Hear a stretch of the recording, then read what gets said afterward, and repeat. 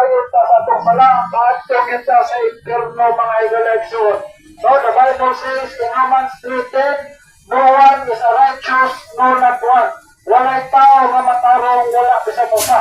So karon nagsuti man ang Biblia mga idala nga walay tao nga matarong wala bisan usa. Tungod kay ang tao man mga idala makasala man sa bisan unsa nga paagi. Pwede siya makasala sa iyang gibati, pwede siya makasala sa iyang panguna-una, pwede siya makasala sa iyang pagtanaw, pwede siya makasala sa iyang pagsulti, pwede siya makasala sa iyang pagbuhat. So sa bisan unsa nga paagi mga idala ang tao makasala kayon. That's why the Bible says in Romans 3:23, for all have sinned and come short of the glory of God. Kaya ang tanan nakasala kung kay kapsat sa himaya sa Diyos. Walang bayad sa sala ang mga igala, mga kamatayon. Kamatayon hindi sa both physical and spiritual.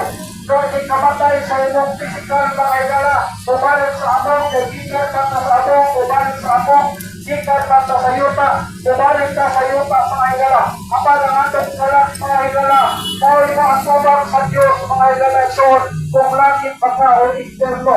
Kaya hindi sa Biblia mga igala, tuhara ang inspirasyon sa tao, kuman sa kamatayon, langit o interno mga igala. Kung ikaw walay Kristo Isos sa imong kinabuhi, mga igala, interno ang imong pagulungan. Kapag kung ikaw dito, isalit ni Kristo Isos sa imong Diyos o manluluwas, suwad sa imong kasing-kasing o sa imong kinabuhi mga igala, ang imong pagulungan kadto sa kingharian sa langit na walay katapusan sa kalipay uban sa atong Ginoong Diyos ang manluluwas na si Kristo Isos.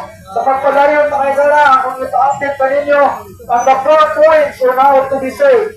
Ang upat ka puntos kung unsaon maluwas ang kalag sa tao.